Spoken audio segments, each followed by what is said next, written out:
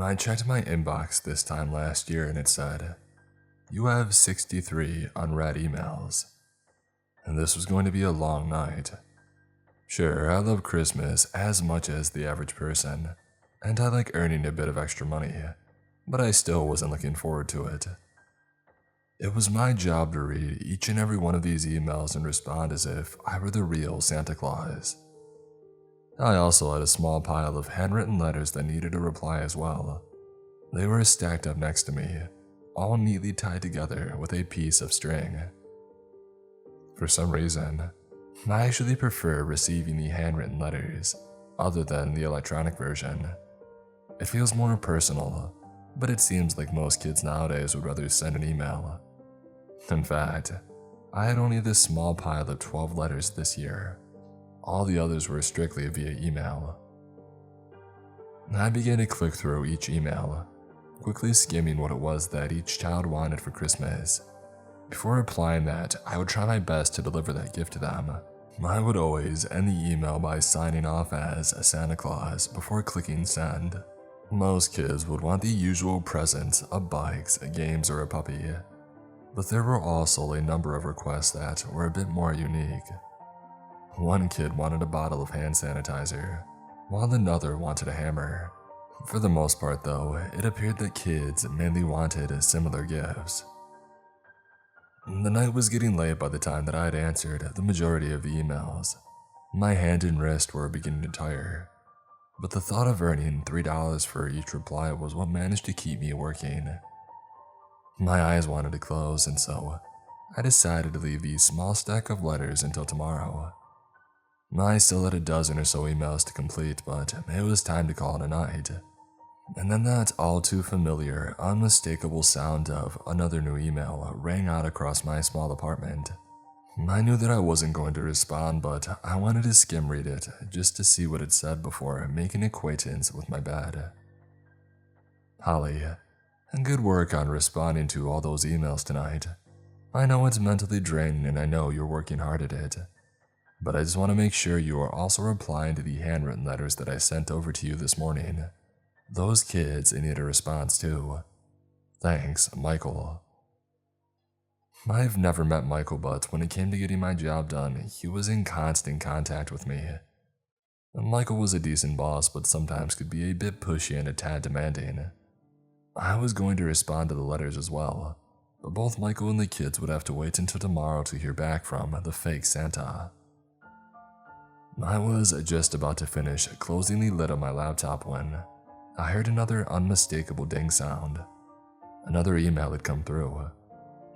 I thought that most kids would be in bed at this late hour and not sending a Christmas wish list via email. Curious, I flicked my laptop back open and read the new email. The subject consisted of only 6 words. It read, "On the first day of Christmas." Unsure of what this meant, I opened the email and read what was written. It didn't take long to read the words because it was only 2 sentences long.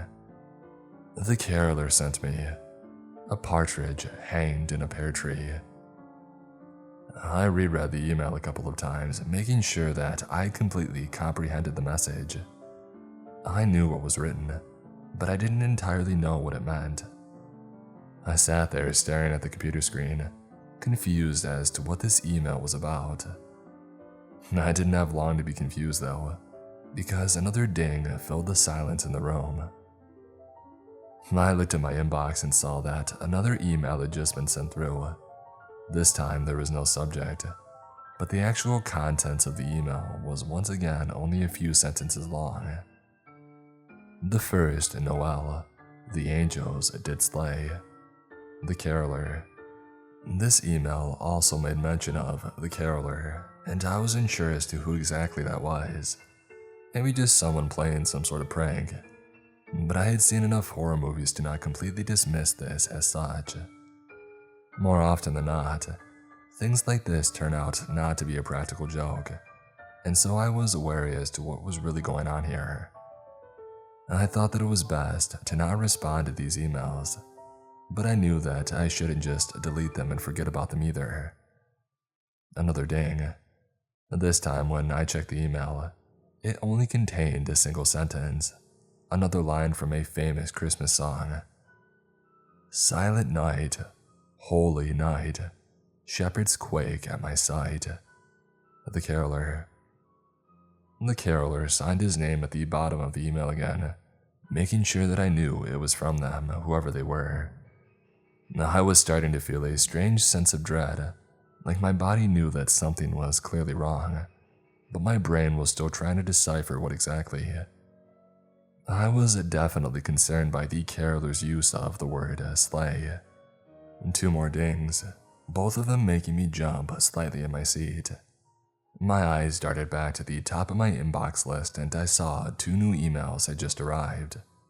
The first one read, "Bells on Bob's a tail ring, making his spirits rise." The caroler. And the second email, also from the caroler, contained another quote from another joyful Christmas carol. "Joy to the world, for I have come." The caroler. Now I was worried. Whoever this wasn't mistakenly sending me these emails. This was intentional. They wouldn't accidentally send me 5 emails, all containing strange versions of carols. Each email seemed to allude to something dark or sinister, which is something that I couldn't ignore. Another ding. Rudy, the dead-nosed reindeer, had a very tiny nose. The caroler.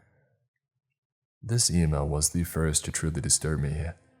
I'm not sure entirely why, but I think it was because it seemed as if Rudolph was purposely changed to another name. This probably meant something, but what that was still unknown. Obviously, the caroler was trying to scare me, and he definitely knew how to. What scared me the most, though, was, what if these emails were clues to something? Ding. Hark the herald angels sing, glory to the firstborn king. The caroler. I read this email twice before I noticed that it read, firstborn instead of newborn, as is heard in the song. I wasn't quite sure what the significance of this change was, but I was certain that it had to mean something. Ding. O come, all ye faithful, dreadful and triumphant. O come ye, to Beth. The caroler. Another changed lyric to suit a name. I was absolutely sure that this was on purpose now. This had to mean something. This had to be a clue to something bigger. It just wasn't possible to make this many spelling mistakes without them being deliberate and calculated. I looked around my empty apartment. It was dark apart from the light of my laptop screen providing a faint glow of light.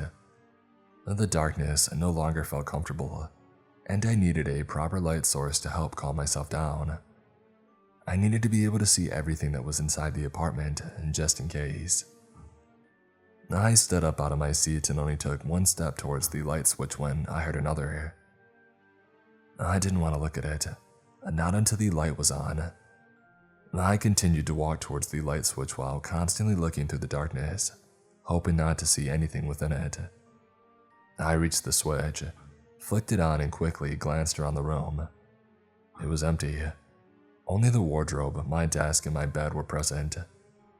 I quickly walked back over to the laptop, but as I did, 2 more distinct dings rung out across the room.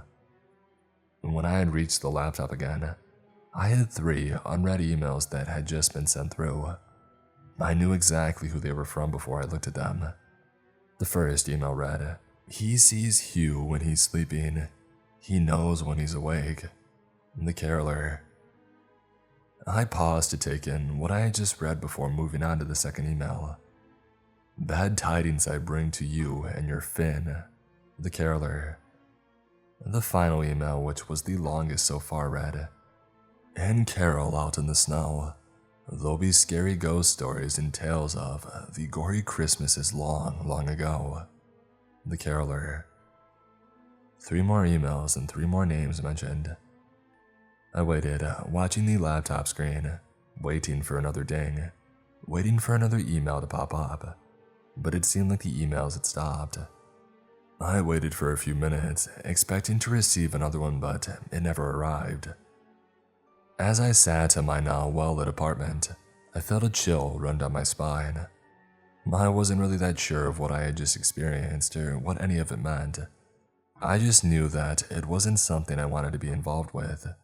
It was silent and I was listening out for any small noise that I could just in case I heard anyone nearby. I could hear a car or two outside of my window, but other than that, it was a silent night. I had never heard of anyone called the Caroler before, and I was afraid as to who or what they could be. Why were they contacting me, and why all the cryptic emails? I suddenly had a thought. The letters. The handwritten letters for Santa that I hadn't had a chance to look at yet. For some reason they had popped into my mind, and once the thought of them had occurred, I couldn't shake the feeling that they may be involved somehow. I looked to the side and towards the bundle of envelopes that were beside me. I reached down and grabbed the top letter on the stack. I tore it open and pulled out the single sheet of paper that was inside. The piece of paper was only small, and it only had a few sentences written on it, in small, incredibly neat handwriting. Dear Santa, for Christmas, I want to be a partridge in a pear tree. From Georgia Partridge. I instantly knew that this was all connected somehow, and I frantically grabbed the second letter. I tore the envelope that contained the second letter. I pulled the piece of paper out of the envelope and quickly unfolded it. Again, there was a small note written in the same neat handwriting as the previous letter. Dear Santa, all I want is to be found in the fields as I lay. From Noel, Dover. I read the letter and then froze. I recognized that name. Noel Dover. I had heard it before, I swear I had. I just couldn't remember where. Pushing the thought of his name aside, I grabbed the next envelope that sat at the top of the pile, tore it open and plucked out its contents. The same handwriting greeted me, in what now felt like a taunting manner. Dear Santa, for Christmas I want to sleep in heavenly peace. From Henry Shepherd. It then struck me. I remember how I knew the name Noel Dover. Well, I thought I did, so I went back to my laptop and searched for his name. I was right. I had correctly remembered where I knew his name from. Search enters day 12 for missing camper. Missing camper Noel Dover has been missing for almost 2 weeks now. Both police and volunteers have been tirelessly searching ever since it was first reported that he was missing. Police inspected his campsite and have today revealed that there is evidence that points to foul play. It is unknown at this time whether there are any suspects that relate to his disappearance. The article continued to explain more about the missing man, but I had read enough.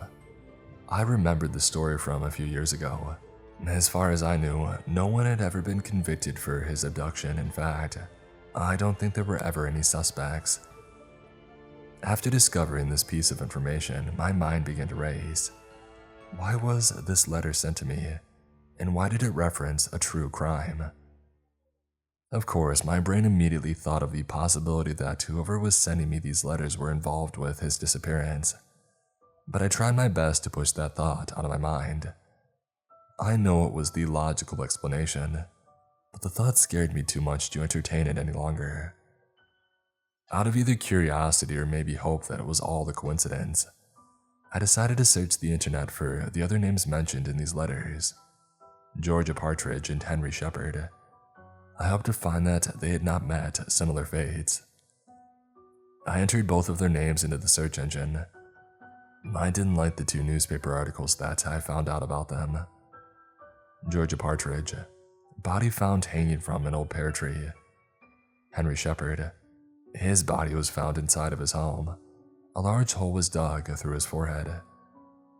I was seeing the pattern, which I guess was the caroler's design.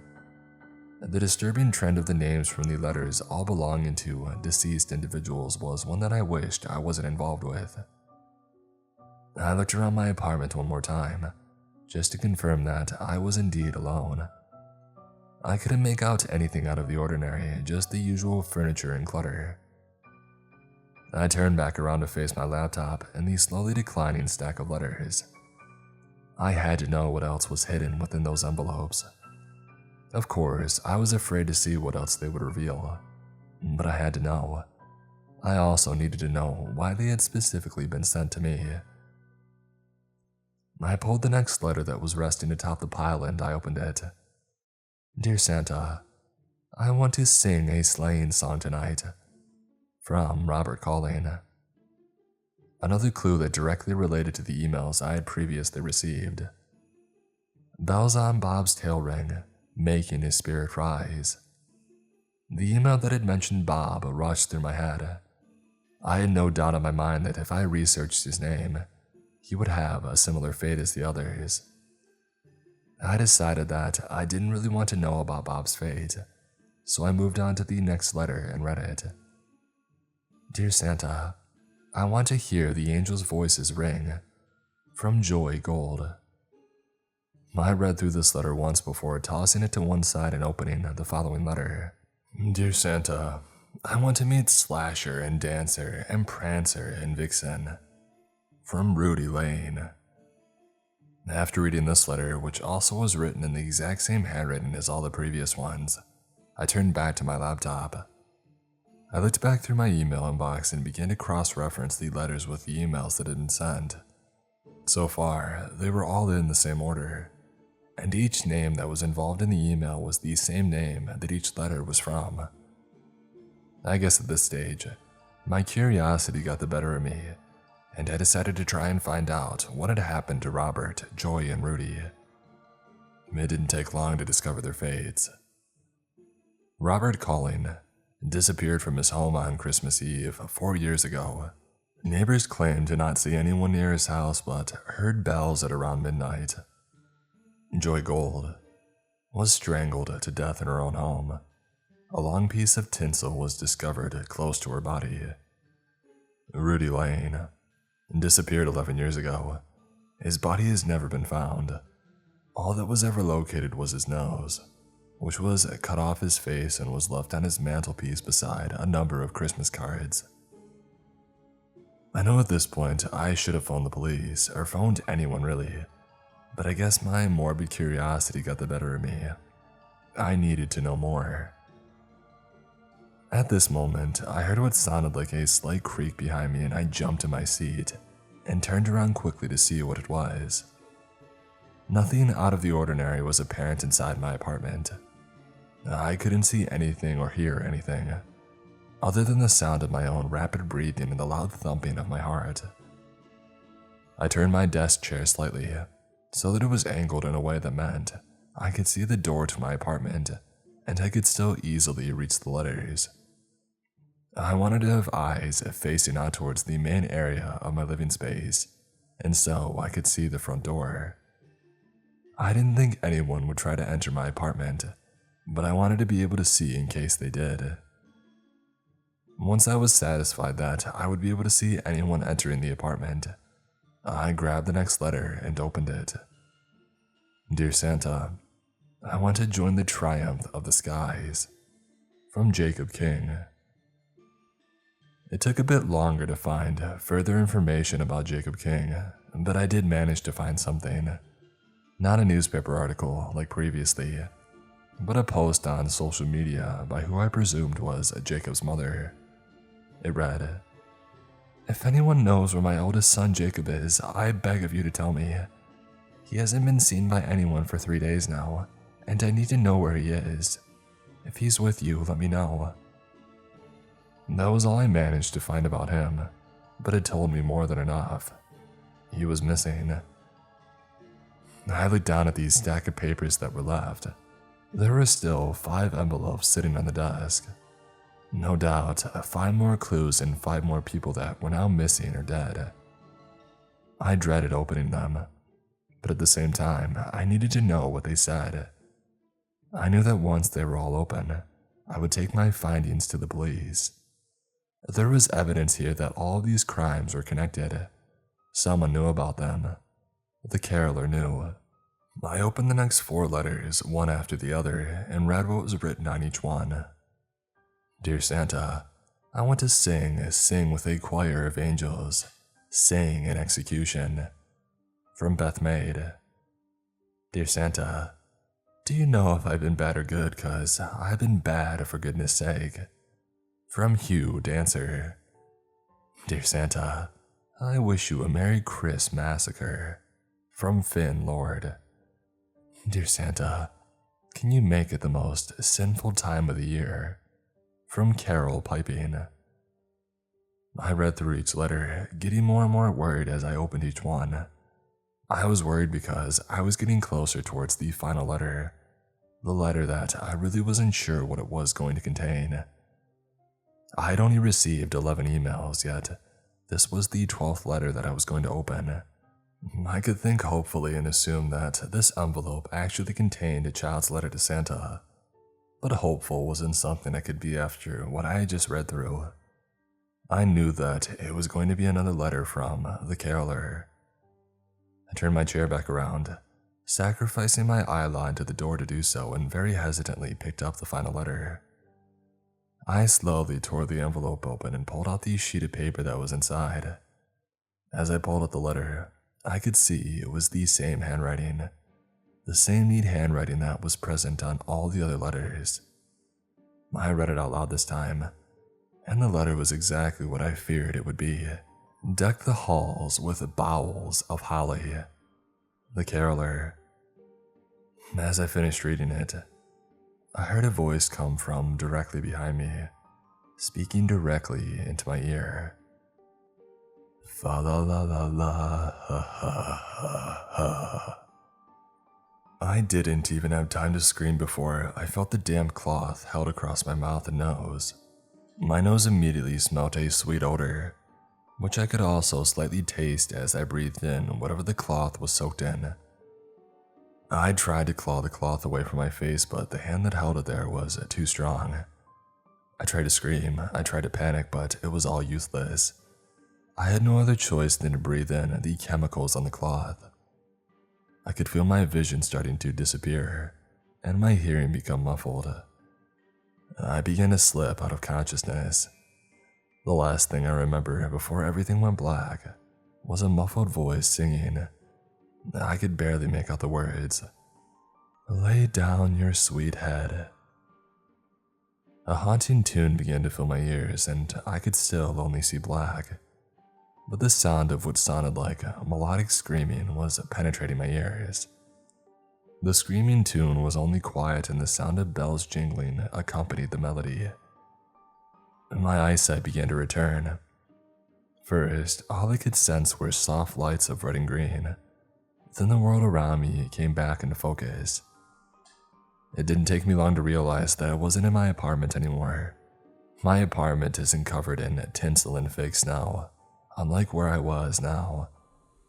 I was inside of a large hall, filled with every Christmas decoration that you could think of. If you imagine what Santa's village would look like, then that's probably a good description of where I was. Just in front of me was a small wooden sign with the words, "Welcome to Tinseltown," painted on it, and the same neat handwriting that was on the letters I received. Tinseltown was beautiful, it really was. It was sitting in front of an expansive model village. Bright lights lit up the rows and rows of small model houses.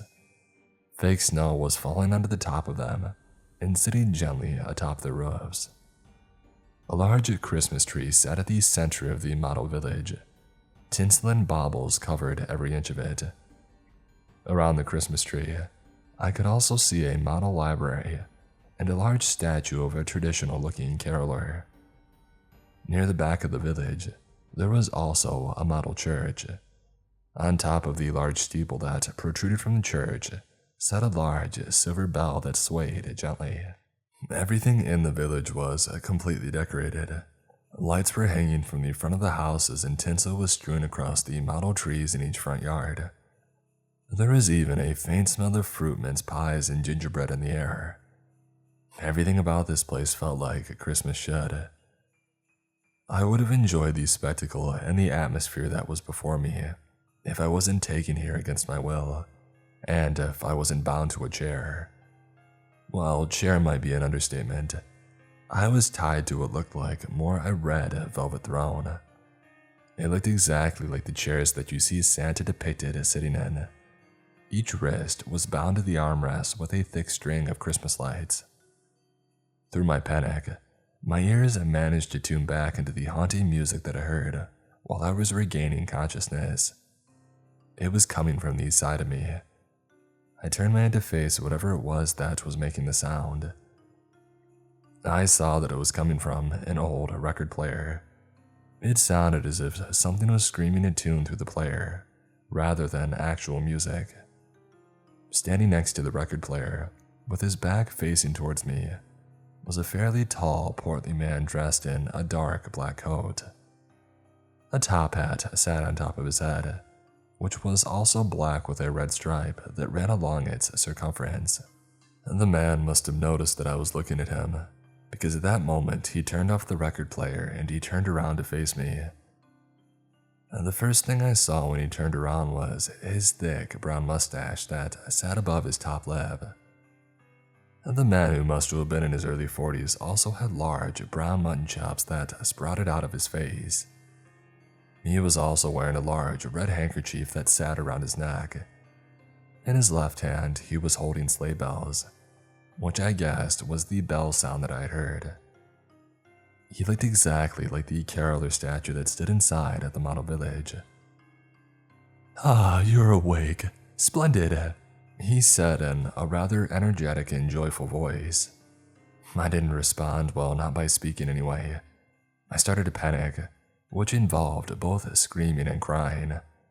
I screamed as loud as I could, for help, for anyone that could hear me. The man, who I assumed was the caroler, walked over to the large throne and knelt down in front of me, and began to wave these sleigh bells directly in my face. I think this was his way of silencing me, but it would take more than a ringing bell to silence me. He could tell that his method wasn't working, and so he stood back up and put his hand into his pocket and pulled out a very large candy cane. He unwrapped it and shoved the straight end directly into my mouth. I felt it almost touch the back of my throat, and I gagged a little bit on it. I used the muscles in my mouth to push it forward slightly, just enough so that it was sitting slightly more comfortably in my mouth. This time, the caroler's method had worked. He had been able to silence me. "Why all the screaming and crying? Don't you know it's the most wonderful time of the year? 'Tis the season to be jolly," he said to me in a slightly mocking tone, as he theatrically threw his hand up in the air. He then began to laugh a hearty guffaw. His laughter was loud, and beside the fact he was most likely a killer, it sounded jolly. He stopped laughing and began to stare at me, almost as if he was proud of me, or maybe he was proud that he had been able to take me.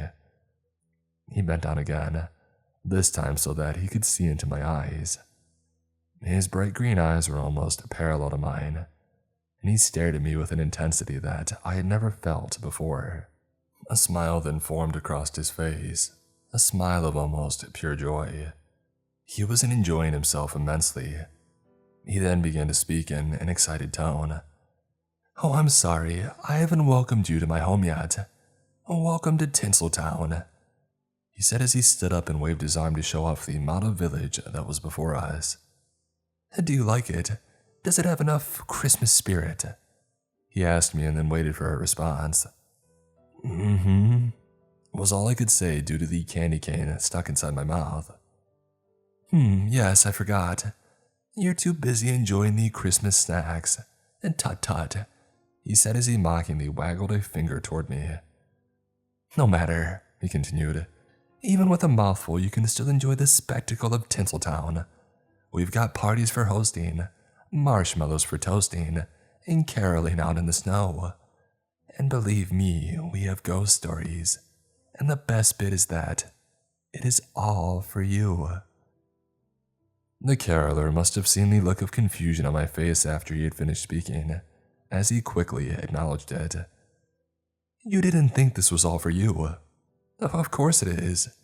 You are my 12th day of Christmas, the finale to my carol." His explanation didn't help with my confusion. In fact, it actually made it worse, which is something that I think he also noticed. He sharply turned around on the spot and walked back over to the record player. He placed the needle back onto the record and the screaming symphony started to play again. I couldn't shake the feeling that these screams that I was hearing through the player were real, and just the thought of that being true made me tremble. I felt tears welling up in my eyes as I listened to the painful and haunting screams. I then recognized what tune the screams were performing. They were somehow edited so that they were in the tune of the 12 Days of Christmas. I began to frantically wriggle and try to break free from the Christmas lights that were tightly binding my arms to the chair. The caroler watched on as I struggled, amused by what he saw. He took a step towards me and called out, "I'm so glad you received those letters that I sent over to you. It means we get to have this festive fun. But before we deck the halls, let's finish my masterpiece. What do you say?" Once again, I couldn't respond, due to the fact that I was still sucking on the candy cane. I think it was more of a rhetorical question this time though. The caroler turned back around and stepped back over to where the record player was resting on top of a large wooden desk. I saw him rummage around the desk for a moment, and so I saw this as an opportunity. With his back turned, I was able to wriggle my arms and slightly loosen the Christmas lights that were tied around them. I could only try and free myself for a moment though, because the caroler swiftly turned back around to face me again. He was no longer holding the sleigh bells that he once had been. He had something different in his hand. He was now holding a fairly large nutcracker. The nutcracker was painted like a small man and had a fluffy white beard, like the ones from the famous ballet. It was menacingly staring at me with its wide open mouth. The caroler carried the nutcracker closer and closer towards me. I knew that it was not going to be cracking open nuts. It was going to be used on me. I wanted to scream, but I couldn't. He took one step at a time, building the suspense before the inevitable. He was almost next to me now, and the nutcracker was directly in my line of sight. Its small, painted eyes were staring directly into mine, almost as if they were mocking me, or wanted to stare at their next victim. The caroler grabbed a hold of my index finger on my left hand and forced it to extend outwards towards the open mouth of the nutcracker. He placed the finger just inside of the mouth and then placed his hand on the back of the nutcracker, ready to make the mouth close sharply. "Make sure you scream loudly and tunefully," he commanded me. He was bent down and was looking directly at me as he spoke. A frightening smile was across his face. I saw him about to pull the small wooden lever of the nutcracker. He thought that he had me exactly where he wanted me, but really, I had him exactly where I wanted him. In one swift movement, I pulled my right hand out of the Christmas light binding. I had managed to wriggle my hand and loosen them just enough for it to slip through. My hand slid free in one smooth motion, without much resistance at all. Once it was free, I rushed my hand up towards my face, towards the candy cane inside of my mouth. Ever since the caroler had forced the candy into my mouth, I had one goal in mind: to make it as sharp as possible. Because for some reason, candy canes can be turned into a weapon with a very fine point. This is exactly what I had been doing for most of the time that the caroler had been talking to me. I was just relieved that he hadn't caught on to the fact that that was what I was up to. I pulled the candy cane out of my mouth with my now free hand, gripping it with all of my strength. I thrust it outwards with as much force as I could. It landed straight into the caroler's left cheek. It tore straight through the soft tissue of his face, and I felt it pierce through the other side of his mouth. I pulled the candy cane back through the hole that it had just created, red squirting out as I did. I thrust the candy cane downwards this time, and this time punctured a hole in the caroler's left thigh. With a quick twist, I broke the sharp tip off of the candy cane, leaving it embedded into his leg. The howl of pain that followed was louder than any I had ever heard before. I even heard a slight whistling sound that emanated from the large hole in his cheek. The caroler dropped to the floor, writhing in pain, and I knew that this was my chance to escape. I used my free right hand to pull and tug at the Christmas lights that were still holding my other hand captive. With a small amount of pulling, the lights loosened and I was able to free my left hand. Once free, I stood up from the Santa throne that I was bound to, and I started to run, making sure to give the caroler a heavy kick to the stomach on the way through. Once running, I didn't turn back to look at the damage that I had inflicted upon the man. I just kept my eyes forward and focused on trying to find a way out of this place. I started to run through the model village, passing through rows upon rows of small houses. I wasn't exactly sure where I needed to go, but I knew that there had to be an exit to this place somewhere. Behind me, I heard a faint noise, and it slowly began to grow louder, and it took me a second to realize what it was. It was singing. I immediately knew that it was the caroler. I turned around and saw him standing up and looking out over the village. He was trying his best to sing loudly, but this was probably difficult, due to the hole that I just put into his cheek. "You better not run, you better not hide, you better not leave, I'm telling you why. The caroler is coming to town." The sound echoed across the model village, and as soon as I heard it, I ducked down and tried my best to stay out of his view.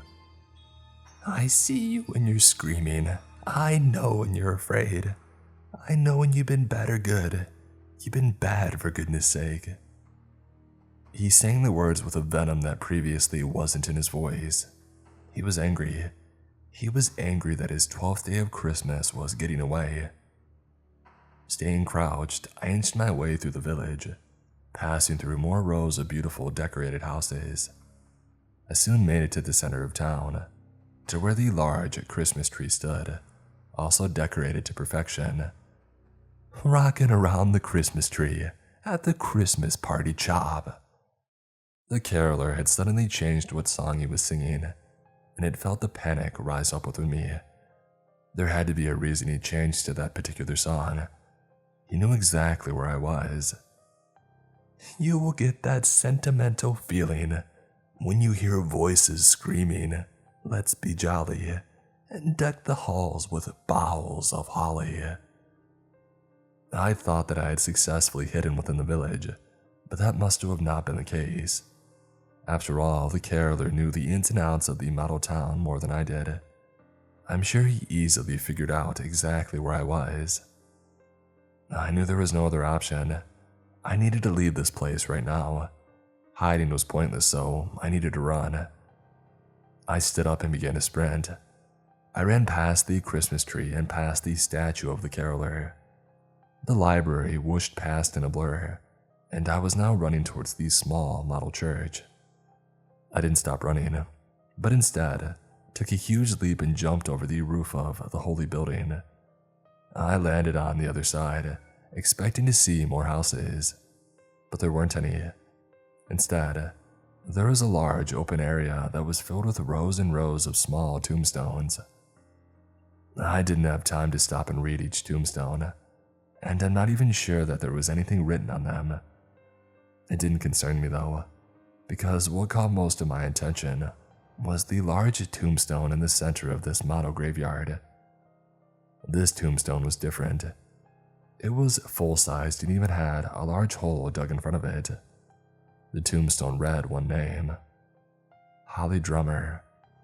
My name. I stopped in my tracks at the side of the gravestone with my name etched into it. The sound of jingling bells made me remember where I was and that I needed to keep moving. The exit must be around here somewhere. I then heard the caroler begin to sing a different song. His voice was coming from closer than it had been before. "Hark, hear the bells, these sweet silver bells. All seems to say, they lead away." The caroler stopped singing suddenly, almost like he was surprised by something. I was confused as to why he had abruptly stopped singing the carol. I turned around quickly to see where he was because the sudden silence was frightening, and it made me aware that I had no clue where he was exactly.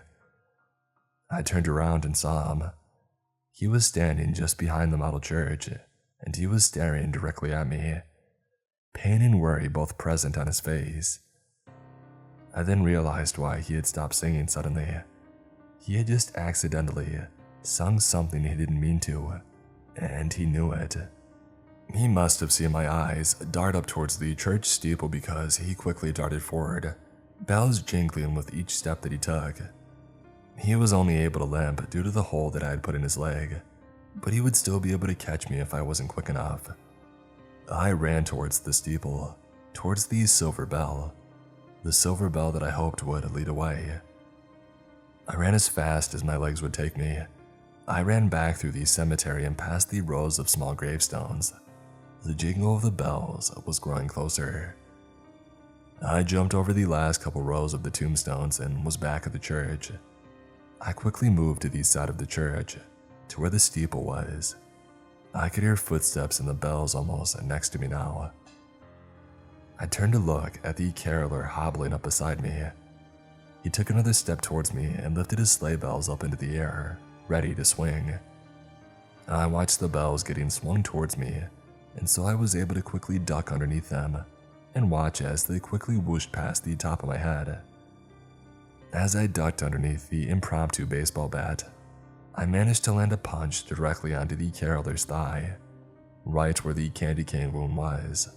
He fell to the ground as soon as my fist had connected with his leg. He let out a loud yell of pain, but he quickly changed his howl of agony into a more tuneful musical note as he began to sing. I ran past him and towards the steeple.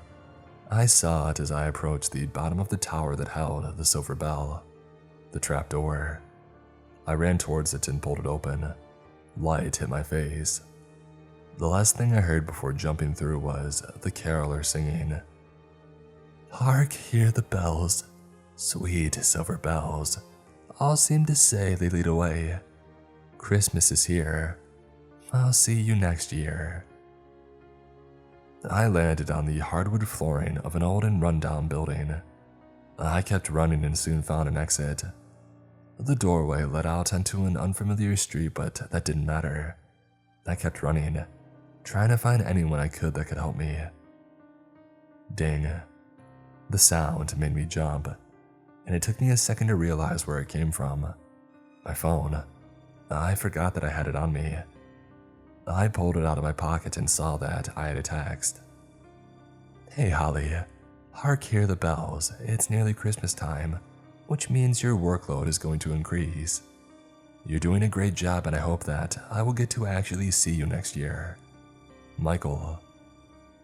I closed the text message and rang the police. It's been a year since all of this took place. The police were as helpful as they could be. They found the model village, but there was no sign of anyone anywhere. The caroler was gone.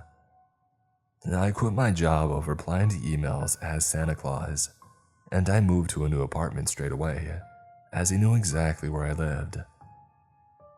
As Christmas time approaches, I'm getting more and more worried now. I'm scared that the caroler will return. He said he would, and I have no reason to doubt that. In fact, last night while I was trying to sleep, I swear that I heard the faint sound of sleigh bells jingling just outside of my apartment.